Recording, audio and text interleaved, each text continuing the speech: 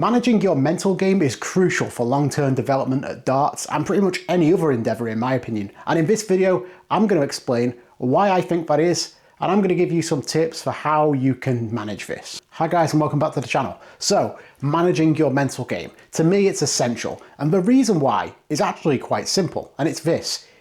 What's the biggest obstacle for you getting better at pretty much anything? It's this one thing: quitting, giving up, stopping. And I think if you don't manage your mental game, that's where you're at the biggest risk of quitting. You might just decide, I'm done with this game, I'm too bad at it, or it's annoying me too much, or whatever it is. And if you do that, if you stop, that is the absolute worst thing you can do for obvious reasons. Like, you're never going to become a good darts player if you stop playing darts. And there's a couple of different ways this can happen. There's the way I just talked about, where you just kind of quit off the bat and you just decide, I am done with this game, it's not for me, see you later. But then there's the other way, which is a little bit more of an easy trap to fall into, where it's like, I'm not really playing very well, so I don't really feel like practicing. And then because you don't practice, you kind of play even worse when you go back to playing again. And then because you played even worse when you go back to playing again, you practice even less. And can you see where I'm going? It's like a very quick downward spiral into just completely quitting playing the game and giving up and walking away. And once again, that's the worst thing you can do for obvious reasons. If you love the game and you want to keep playing, we should try to keep playing. So to me, the biggest pitfall that we can fall into is getting really frustrated with ourselves and really frustrated with our lack of progress. And I've come up with a way of visualizing or conceptualizing. I don't know which one is the correct verbiage, term, whatever. I've come up with a way of visualizing this. That's the word I'm going to use, by the way. I've come up with a way with visualizing this, and I think it'll be very beneficial for you, and it's been very beneficial for me on a lot of my journey. But I'll be honest, there's been times I've not followed this, and I've not really kind of followed the principles I'm going to talk about in this video. And it's actually hurt me, and I'm going to talk about those in a little bit, because I'm going to draw on my own personal experience in this video, really just to help illustrate the points that I'm going to talk about. And that's one thing I really like about this channel, because the things that I talk about are things that I've done wrong. I'm not standing here telling you that I'm the greatest player in the world and I've figured it out. I'm doing quite the opposite. I'm standing here and telling you I've made lots of mistakes. Learn from my mistakes. Think of me like a chimp that is going to be shot into space for your benefit. So yeah, I'll use those experiences when I'm talking about the visualization technique that I've got, and it will help to illustrate the points I'm going to make. Just before I do jump into like how I actually visualize frustration and how it builds over time, I'm just going to say very, very quickly, this isn't going to be for everybody. I appreciate that. There's going to be some people who find it quite tedious and they kind of think it's a bit silly, and that's fine. Not everyone's going to like it, but I think for the people that follow the channel and the fantastic subscribers that I've got, I get a lot of really, really good interaction, which I really appreciate. I think a lot of you are going to really like this and find it helpful, especially if you're putting a lot of time into the game, and it can be quite tough to stay the course because it gets really, really frustrating. So what is this visualization method? How do I imagine frustration? Well, it's kind of quite simple really, and I'm going to put some graphics on the screen now to kind of illustrate it a bit better. So I think of frustration as a point system, and it tends to be a 0 to 100 scale in my mind, but you can go above 100, and I'll explain why in a little bit. Now, every day that you play darts, you're going to either gain frustration or lose frustration. I will add a little caveat to that I think there's a default sort of daily amount of frustration that you just like accrue, that you just build up. And I call it like a default value. So if you imagine like every day we're going to get like 1 point of frustration just by default that we play darts. And the reason is probably a little mixture of things. These little frustrations, these little tiny frustrations with the way you're playing can build up. The kind of expectation that I'm putting this time in, I should be better at the game, I should be doing more, I should be further along. All these like little things that like are going on in your mind, I think add to about a point of frustration per day. Now, the other factor would be how do you play? Because I think if you have a sensational day and you have your best ever day of darts, you might lose like 3 points of frustration.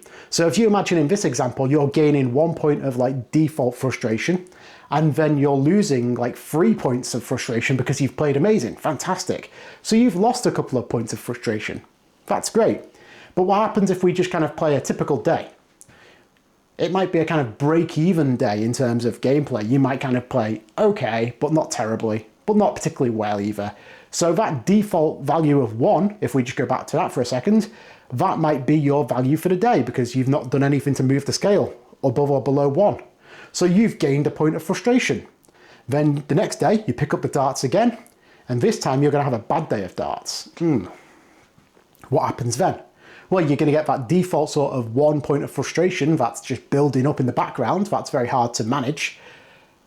But then you're playing badly on top of that. You know, you're throwing your worst ever darts, your technique feels like it's completely fallen apart, you can't hit a double, you can't score, you can't throw straight. You might lose, or you might gain, I should say, 5 points of frustration. So add that to your little 1 point of default frustration, that's 6 points of frustration building up. Now, I'm going to put a bit of a graph on the screen at some point around here that should kind of like illustrate how this kind of daily kind of frustration builds. But I've lived this, and I feel like you kind of get these like little annoyances and grievances with the way you're playing and just the way things are breaking for you. And they do build up over time. And every day you pick up the darts, you're picking up like residual frustration from the day before. And that becomes like a tough thing to manage for someone who's playing darts every single day and is just pounding the practice board and training a lot and really trying to get better and putting a lot of time and effort in. And every day you're just kind of like accumulating these little grievances that just build up over time. And I think this kind of builds up to, I would say, around about 80 points. Now, on my imaginary scale, I consider 80 points the amber zone. And that's where things get a little bit tricky because I think at this point, the grievances and the irritability, the kind of things that frustrate you, start to have a bit of a detrimental impact on your game. So they become more conscious in your brain, they become at the forefront of your mind a bit more often. So just to kind of tell you one of my things, the wire. I've been hitting the wire a lot. I think I've mentioned it in one of my videos recently, where I'm always just on the treble 20 wire. Every time it feels like. I keep throwing my darts and it's like I'm just above the treble 20 or I'm just below it. And it's like if I was 1 mil higher or 1 mil lower, I could be in the treble 20 and scoring a lot more points. But I'm not. And this like kind of pervasive like frustration that just won't kind of come out of my mind is where I would consider the amber zone, because these like little kind of silly things just keep getting in your head and they start to chip away at your gameplay in the amber zone. Now for me, like the wire thing, it could be like a cognitive distortion where like maybe I'm not really hitting as many wires as I think. Maybe like I'm just remembering the wires more than the actual treble 20s. Maybe it's a bit of like a mental like trick or whatever you call it. Maybe it's just a bit of variance going against me in the short term. Maybe it's just a little bit of bad luck and maybe it'll turn and I'll start hitting the treble 20s soon. Or maybe I just need to be better. Maybe I just need to sort of get a little bit better and get in the treble 20 a bit more often. And if I was a bit better, maybe I would. Whatever it is, it doesn't really matter. The only thing to really take away is that for someone like myself, that frustration is just there and it's just building and it's just kind of like, oh, there's another wire. And it's like immediately your concentration is being chipped away. And that's what I would kind of consider the amber zone, is where these little like frustrations are starting to build, but they're not destroying your game, but they are probably damaging your game. And then when we get to 100 points on my imaginary scale, that's when we get to the danger zone. Now, it's a very dramatic title, but I think in terms of your darts game, it can be quite dramatic because this is where it's really, really damaging for your game. Now, I've talked about something recently and it's a bit of a vicious cycle. And this vicious cycle is like, I'm playing badly, so I'm getting frustrated. Because I'm getting frustrated, I'm losing concentration. Because I'm losing concentration, I'm playing very badly. You can see how this goes round and round, can't you? And I've experienced this myself recently. And if you recall, I said that I've not always followed the principles of this like this scale that I'm imagining in my head.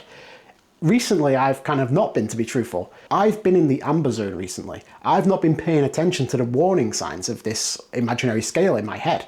And I've been getting frustrated by the wire, like I talked about, but I've just been getting frustrated by my own lack of progress, my own inconsistency, like the way I can go and play at a tournament and play so badly, and then I can play at home and play so well. And I know that's something that almost everybody can relate to, but it's, once again, it doesn't really matter. It's just about these things that kind of get in your head and frustrate you. And I've been ignoring these kind of like warning signs, so to speak. And I had a few games last week and I was just really bad. And I kind of in my own head, I was just at a complete boiling point in my head with just how frustrated I was with my own gameplay. And I'd completely lost all my focus, all my concentration.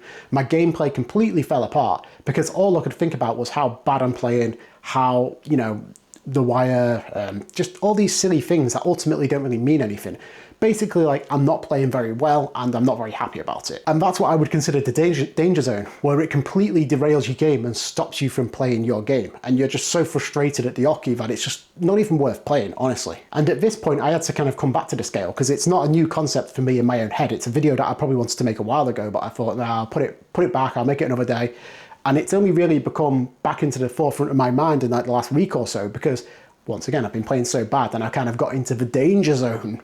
So what's the way of dealing with it? Because I had to address it. I had to sort of think about how am I going to kind of like get over this frustration? Because like, I'm not even joking. When I was playing, I was so angry with myself that like, I felt lightheaded, which is so stupid. But hey, it's the game we play. I had to take the steps to address it. And the steps to address it is this, in my opinion. And I think this is such an effective tool that it can really diffuse like a lot of anger and a lot of frustration with your game. And it's taking little circuit breaks. And by circuit breaks, I mean a 1 day break.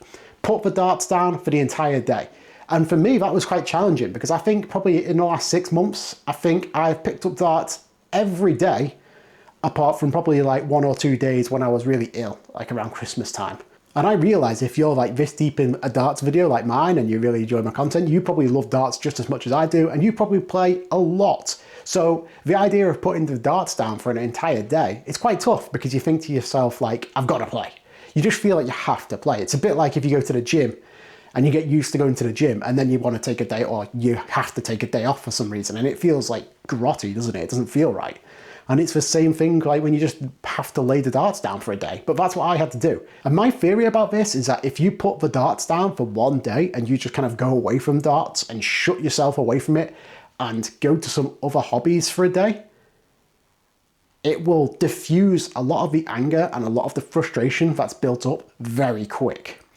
And if you can sort of utilize these circuit breaks when you recognize you're getting into like the amber zone or the danger zone, if you can utilize these circuit breaks effectively and like tactically, you can like manage your own frustration and you can extend your time playing the game, which I think is an extremely and simple hack or tool in your arsenal for you know, managing this mental game, because I think it's essential. Because if you don't manage it, I think there's real danger that you could quit, as I talked about at the beginning of the video.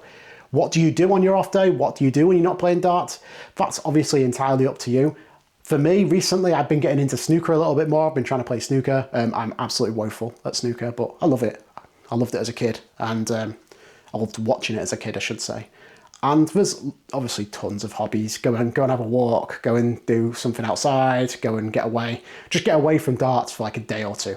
And I promise you, you will feel a lot better when you come back. At least in my experience. I appreciate everybody is a bit different on this, and I appreciate some people kind of feel better when they push through the frustration and keep on playing. But I think, in my opinion, most people will probably benefit from this. If you can visualize the frustration, and if you can use that visualization technique to mitigate the frustration, manage it, reduce it with these little tactical circuit breaks, it's going to be very beneficial for your long-term development in the game. And that's really the main thing that we're looking for with this. So yeah, thank you very much guys for watching. I really do appreciate it. If you've enjoyed the video, please do hit the subscribe button. It's around the screen somewhere and it's a huge help for the channel, so please whack it. Thank you very much. I really do appreciate you all. I've got a fantastic set of subscribers who leave wonderful comments about the game. And yeah, I'll always try and get back to comments every time I see them. So thank you guys. Have a great day, night, evening, whatever. I will catch you for the next one. Bye-bye.